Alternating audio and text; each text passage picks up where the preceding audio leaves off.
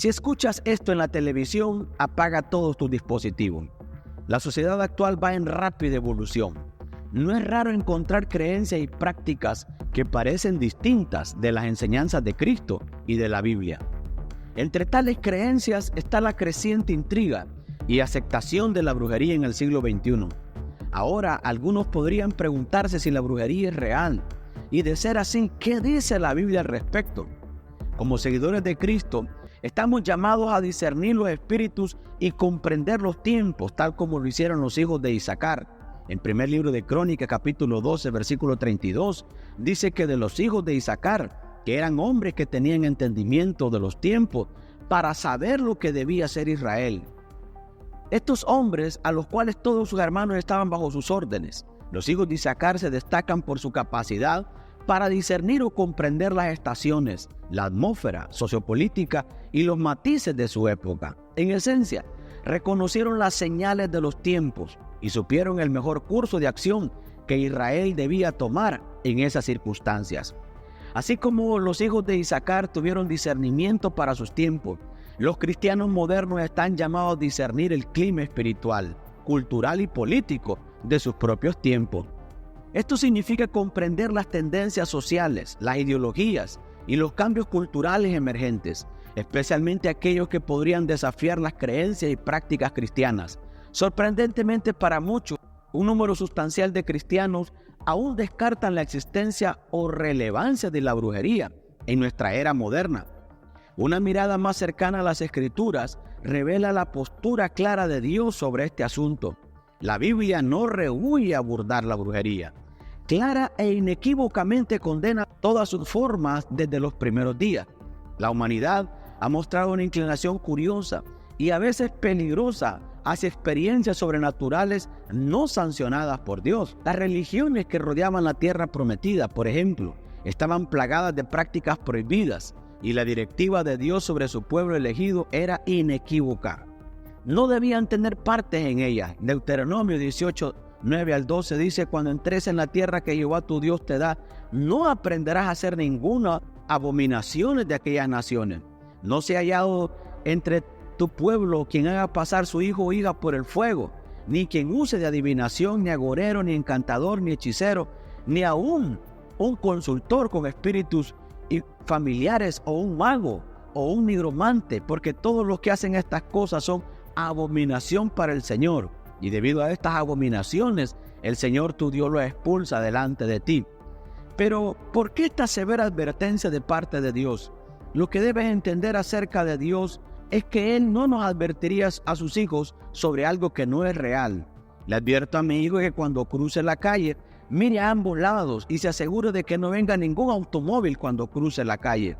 Debido a que los autos son reales y hay un peligro real allí, no le advierto a mi hijo que mire a ambos lados cuando cruce un río, en caso de que se acerque un barco, porque no puede caminar sobre el río y no cruzar. Dios nos advierte sobre la brujería porque es real. Hay un poder real en la brujería, un poder tangible que no viene de Dios. Y tú, como hijo de Dios, debes estar consciente de esto, que la brujería es real. Y es algo que Dios no quiere, esto que estés involucrado en cualquier forma o manera. La brujería es real, es muy real, amigo mío. Una y otra vez en las Escrituras vemos casos en los que se usa la brujería. Y esa brujería produce un poder milagroso real. Permíteme darte alguna evidencia real en donde la brujería se usa en la Biblia. Solo recuerda que Dios no te advertiría contra algo que no sea real. Ejemplo número 1, los magos del faraón, Éxodo 7 al 10 al 12. Cuando Moisés y Aarón se presentaron ante el faraón para exigir la liberación de los israelitas, Aarón los derribó y su bastón se convirtió en una serpiente. Los magos de faraón replicaron este milagro con sus propios bastones, aunque la serpiente de Aarón se tragó al de ellos. Ejemplo 2, Balaán, número 22. Balaán no es retratado como un brujo o un hechicero en el sentido tradicional. Era conocido como un adivino. Los reyes lo invocaban para bendecir o maldecir a otros. Balac, el rey moabita, convocó a Balaán para maldecir a los israelitas, pero cada vez que lo intentaba, terminaba bendiciéndolos debido a la intervención de Dios. Ejemplo número 3, la adivina de Endor, primer libro de Samuel, capítulo 28. El rey Saúl, desesperado antes de una batalla, buscó un medium en Endor para convocar al espíritu del profeta Samuel. El espíritu convocado predijo la inminente derrota y la muerte de Saúl. Ejemplo número 4. Manasés y la brujería. En el segundo libro de Crónicas, capítulo 33, se dice que Manasés, uno de los reyes de Judá, practicó varias formas de lo oculto, incluida la brujería y la adivinación y la hechicería. Incluso colocó ídolos tallados en el templo. Sin embargo, en sus últimos años se arrepintió y se volvió a Dios una y otra vez. Vemos la brujería y su poder en la Biblia. Ahora, lo que necesito que entiendas es que vivimos en una época en que la brujería se ha vuelto común y ha ganado más aceptación en la sociedad. Es necesario ser consciente de la época en la que se vive y comprender el panorama cambiante. Salió un documental sobre una ex bruja que ahora es una creyente nacida de nuevo y estaba explicando el aumento de programas de televisión y películas sobre brujería. Y el lado oscuro reveló algo que sorprende hasta lo más profundo. Compartió que muchos de los programas de televisión que se centran en este tema contratan brujas reales para crear hechizos auténticos y maldiciones para los programas. ¿Escuchaste lo que dije? Ella compartió que muchos de los programas de televisión que se centran en esto contratan brujas reales para crear hechizos y maldiciones auténticas para garantizar que sean realistas y genuinas. Ahora bien, ¿cuántos cristianos desprevenidos y la gente vería estos programas de televisión y películas sin la más mínima idea de que las puertas que están abriendo en su vida o de que los hechizos o la casualidad que están escuchando son reales y creados por brujas reales? Considere por un momento la magnitud de esta revelación. Las melodías, los intrincados hechizos y los cautivadores cánticos que muchos tararean o recitan casualmente creyendo que son meros elementos ficticios de un programa de televisión, tienen sus raíces en la auténtica brujería. Y si bien puede resultar tentador descartar esto como mero entretenimiento, debemos preguntarnos a qué precio. El título de este video es: si escuchas esto en la televisión, apaga todos tus dispositivos. Es dramático, lo sé, pero es para captar tu atención y asegurarte de que te das cuenta de la gravedad del asunto. Hay ciertos programas de televisión que los cristianos no deberían ver. Hay películas específicas que los cristianos deberían evitar, aunque muchos programas de televisión y películas son inocentes.